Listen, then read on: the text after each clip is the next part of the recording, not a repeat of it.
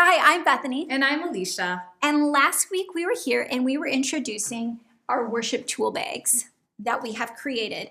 And what we want to do this time is we just want to talk a little bit, have a very real conversation about worshiping with children in the room. And I know we talk about our heart behind doing this as a church is because, first of all, we believe that following the Lord is done as a family. Like, my children are going to learn from me, and they're going to learn not just from me, but they're going to learn by watching people in the room what it looks like to follow and worship Jesus. But we also believe this thing of that it's for everybody. This isn't just for me. This time where we worship is for the whole church, from the youngest to the oldest. And so that can look really messy sometimes. That can look like a little bit crazy, but we just wanted to talk about, as parents who each have 5 children, and we kind of have kids all the way from 1 to almost 18, what does this look like? How do we picture this going with these bags? And just maybe some different things that you haven't thought about or heard before that we just want to talk about and be real about. So, Alicia, what does this look like as a parent with a lot of young children with worshiping, and how do you help your kids to engage in worship when you have 3 that can't read the words? Yeah. So can I back up? Yeah. When it begins for us is on our way to church. And in the van, we will ask our kids, why do we go to church? What is the point of worship? And our kids kind of know the answers by now, but already engaging their hearts on the way to. And I understand that can't be done every Sunday. Believe me, I know. But preparing them before we even enter the building on how we're going to posture our hearts and our bodies and our minds in engaging in worship when we walk through those doors. And it's so true. I've got some readers who can read the words, and I've got others who are maybe going to dance with the scarves. I've got a little 1-year-old who's now waving his hands because he's seeing those in our congregation waving their hands. And so it looks different for each child. But where I really feel like it starts is, posturing them in the car on the way to church and getting them ready. Like setting an expectation of what we're going to do. And, it's one of those things, too, that it's like, today as a family, we're going to try, and it might be we have in the busy bag ways to lead your child into worship. I even might start this. Which one are we going to try today as a family? And we've kind of done that. Let's all try to raise our hands today, and not in a fake way, but in let's practice this way in worshiping the Lord. And so we will do that and have even from the 4-year-old to the 10-year-old try it on a Sunday. Yeah. And I think to recognize most of these are actually commands in the Bible. It's not if you feel like it, lift your hands to the Lord. It's actually raise your hands, lift your hands to the heavens. It's being said as a command from the Lord to do these. And so it's okay to ask our kids to try to do these things. I have older kids. I'm always here before them. And so ours looks a little bit different. I also have older kids. My youngest is 9. And so for our kids, there's kind of already a built-in, but sometimes it's changing the thing of this isn't what we have to do. We get to do this. And we even talked about this downstairs in the classroom of being these people, the wise men, they gave up their lives to travel just to be in the presence of Jesus. They traveled for maybe up to a year, maybe 2. They had to travel by foot and sleep outside, but they had the opportunity to be in the presence of Jesus. And that was worth it to them. And we're so used to his presence living in us that we take it for granted. And so sometimes it's reminding them of this is the creator of the entire world. And we get to be with him today. And not just saying the expectation of I expect you to stand and worship, which I also do those things, but to tell them why we're doing it. But I have older kids, and for us, it's if you can't give Jesus honor right now, then I'm sorry, there is not electronics time today, or there's not this, and be he is worthy of honor. He is worthy of us worshiping him, and not doing it as a threat, but reminding him we're coming before a king. This is our God. He deserves this. And to just put it into some perspective of all the things they want to be doing in their day. This is the most important. So, and I think one of those things with littles is it's not it's not like I get to stand there as a mom and fully engage. It's this, and then, okay, what? Okay, let's go back. It's just one of those things. And I think with the younger kids too, reminding them, oh, remember why we're here. Remember we're worshiping. Remember, let's sing that song. Let's sing that phrase. And it's like the in and out of worship.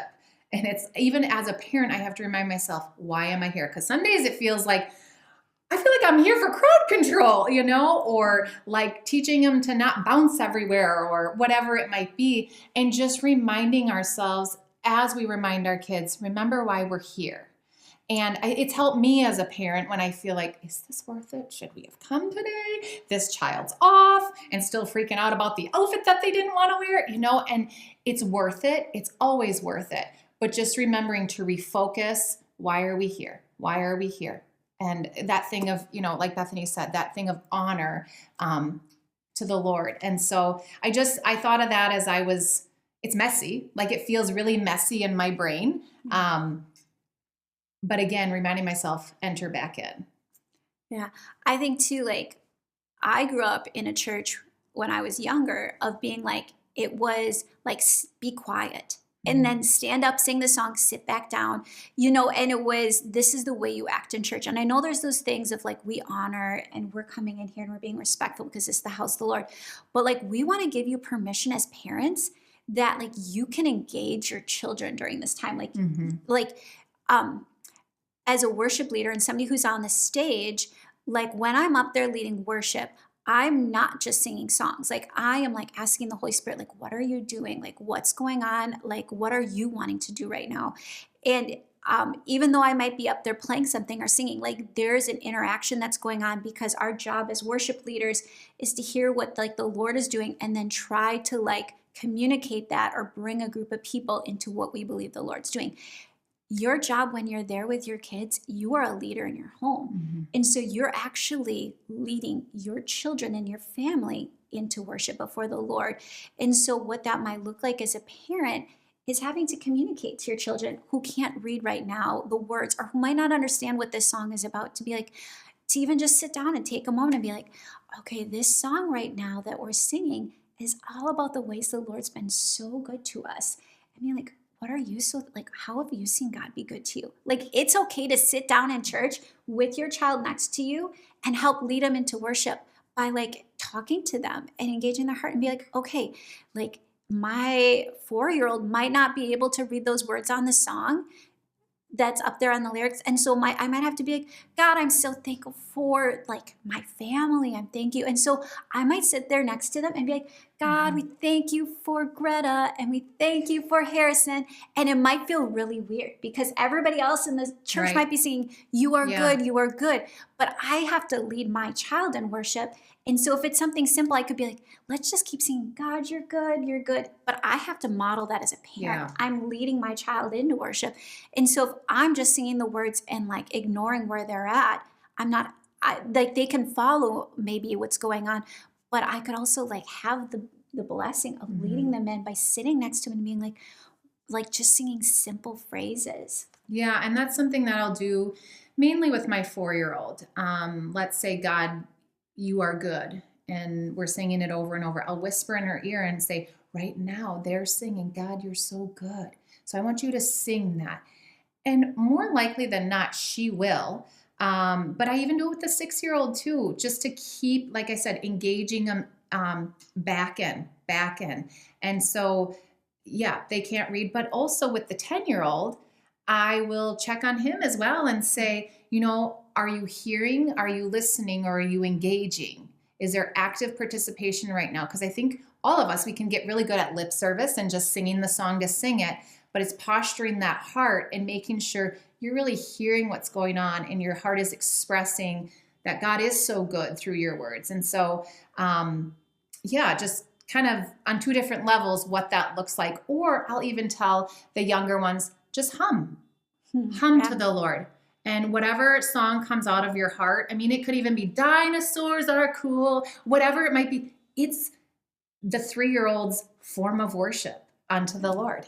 Yeah, and we want our worship to be real and authentic. Yeah. That's what God asks for. He's like, give me your heart, not these acts of service. Don't give me lip service. And so to have a genuine act of worship is what we're after.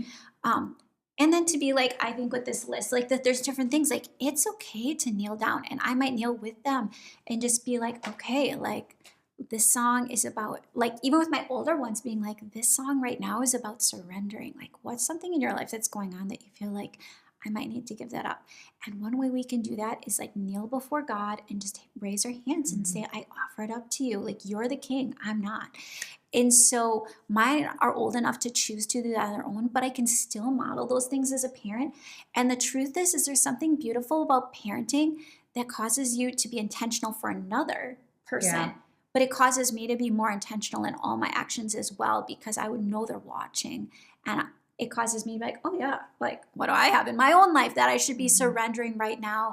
And I'm not getting just caught up in what's going on, but I'm actually like pursuing something in the moment.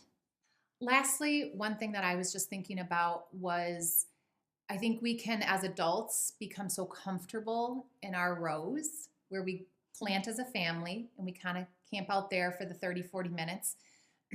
But what gets a little uncomfortable is when you have to leave the row because you've got kids who want to dance with you, or you've got a kid who wants to go to the front and get the scarf, or wants to go to the corner and wave their scarves, but they want you to come with. And what a joy it is. Even though it may not always feel like, yippee, I get to go dance with my kids or worship with scarves, it really is. Because not only do you get to help lead them in worship, but you get to engage in worship with them and maybe model something for them that you otherwise would not have been able to just standing in the row. And I want to promise you, you're not a distraction if you decide to get up and go to the corner and worship with your children with the scarves, or if you decide to kneel with them or dance with them. And so I just want to give you permission as parents to know that the work you're doing is beautiful, it's meaningful, and the ways you choose to engage as a family or with each individual child, right? They all have different personalities. I know some of my kids, they don't want to dance. They want to stand there and raise their hands like this. But just knowing your children and knowing their personalities and knowing the ways that are going to most closely move them towards the heart of the Father during worship is not a distraction to the body of Christ. It really is beautiful. So we're excited to have these bags. We're excited to allow just our children to move in the ways that they feel led to worship and you do as a family, and for the freedom that's going to come from that.